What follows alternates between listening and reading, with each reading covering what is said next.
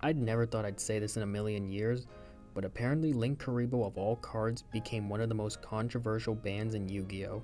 After YCS Indianapolis, I've been seeing a lot of discussion revolving around this card whether or not it deserved to be banned. I even made a poll on my community tab, and at the time of recording, the result was 46 to 54. Maybe it changed after uploading this, but I think my point still stands that the Yu-Gi-Oh! Community is divided on Linkuriboh, and I just wanted to give my 2 cents on the whole thing. I plan to look at both arguments and give my thoughts on them, as I think both sides have valid arguments, but I feel like Linkuriboh's faith is really unknown, as it could go both ways. I'll explain more in the video as we go on. So, let's start with the arguments that say Linkuriboh should be banned, and list out what people have said. Major arguments I found were things like allowing level 1 monsters to dodge hand traps like Imperm, which is important during the grind game. It triggers level 1 monsters effect in the graveyard like Popular. It can help with link climbing, as we saw people do to make Promethean Princess. In certain cases, it can protect monsters from attacks like Apollosa. And the last thing is that it limits card designs for level 1 monsters. I'm going to put a pin on this argument because I have some things to say about this one in particular, so I'll come back to it near the end of the video. As for the rest, I would agree that a lot of these are valid arguments. It's not just Linkuriboh's effect that makes it a problem, but just the existence of it being a Link 1 and extremely generic can allow you to trigger any level 1 monster's effect just by sending it to the graveyard either as Link material or by its effect. We saw something similar to this with cards like the Super Heavy Samurai Scarecrow and Prankin's Meow Mew, where they triggered graveyard effects and allowed for 1-card combos. I feel like cards like those are what made people start to hate Link 1s in general, which I don't fully agree with. I think Link 1s can exist, as we've seen with Bailings, Dark Infant, and Trap Trick Sierra. I just think some specific ones became more of a problem in of themselves rather than just being Link 1s. But I'm getting off topic, let's just get back to the main point. I should add to this by saying that Linkuriboh has been used in a degenerate way in the past, like in Goki and Hulk combos, involving Jet Synchron or Glow Up Bulb in the OCG. And I feel like when you combine its past alongside how it's being used in Snake Eye, I can see why people were starting to think this card is a problem. However, as I said in the beginning, there are people who believe that Linkuriboh did not deserve to get banned, so let's transition to their argument and see what they have to say. Their main argument boils down to, is Linkuriboh a main problem? Now before people say of course it was, I'm not denying that it has powerful applications, I'm just pointing out that the other side views the level 1 deck that abused Linkuriboh as more of the main problem. Although Linkuriboh is banned now, Snake Eye is still tier 0, especially after YCS Indianapolis, which is why some people believe the Linkuriboh was a bad ban, because it's the same result at the end of the day. Some people did respond to this by asking why does it matter that the format didn't change, and I think the main reason is that historically Yu-Gi-Oh players do not like bans that don't really solve the main problem. Now, I know people will immediately respond by saying by that logic Konami shouldn't have banned Baron and Savage.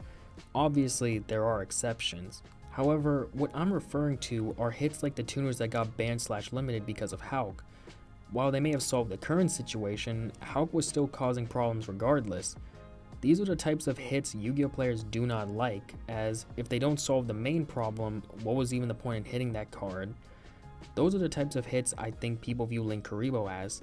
Again, there are exceptions to this, however, Konami has tried to dance around the main problem for years, and historically that is something the player base despises.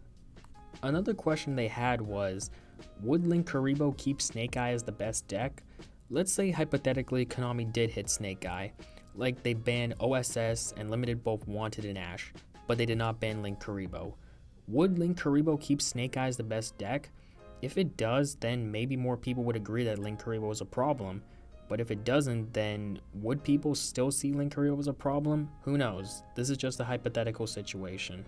The same thing can be said about a future level 1 deck that abuses Linkuriboh, as depending on tournament results, people will ask if banning Linkuriboh solves anything, and does that level 1 deck heavily rely on it? If it doesn't, then that level 1 deck is the problem.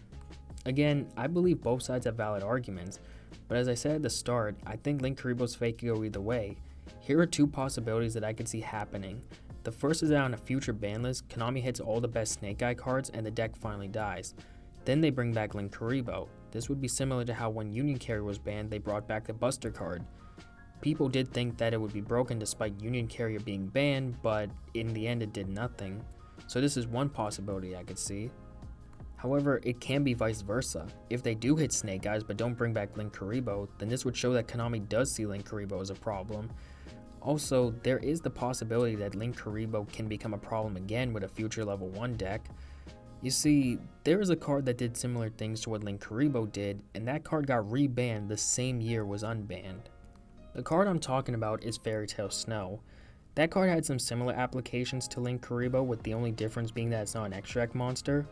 But Snow was used to dodge hand traps, it was easy to get into the graveyard, and had its own disruption. These factors led to Snow being banned in January 2019, and TCG thought it was a good idea to unban in February 2022. However, they had to reban it in the same year on October 2022 because of tier limits. While the second banning of Snow didn't fix anything, it goes to show that Konami is against these types of cards in Yu-Gi-Oh! Though they were willing to give Snow a second chance, so it's possible they might give Linkuriboh one too. But if he's abused like this again, he might get rebanned.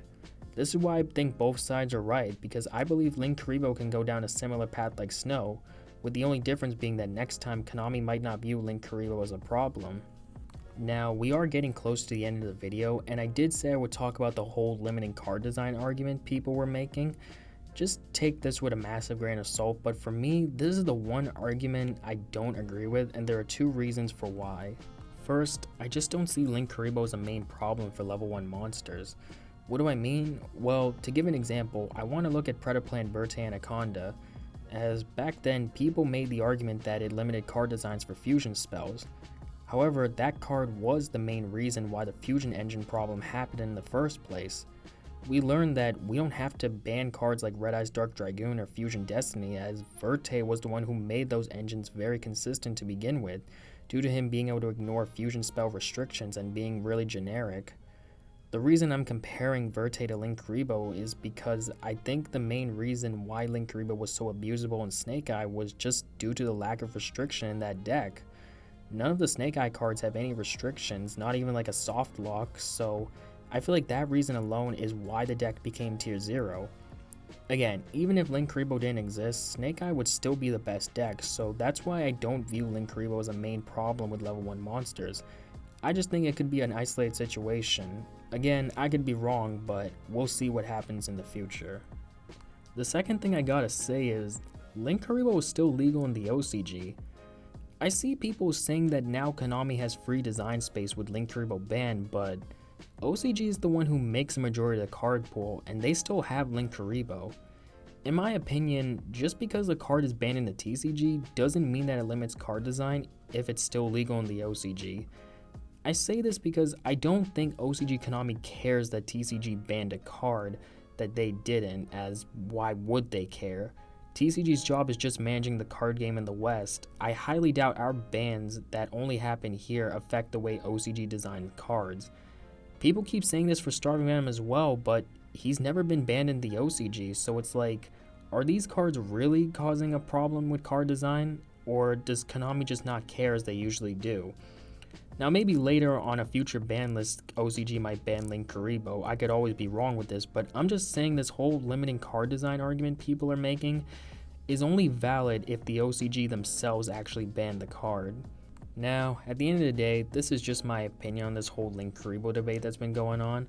The main takeaway I want to put here is that Linkuriboh's fate could go either way, so we'll see what happens in the future. Anyways, that's pretty much all I have to say about this topic. Let me know what you guys think.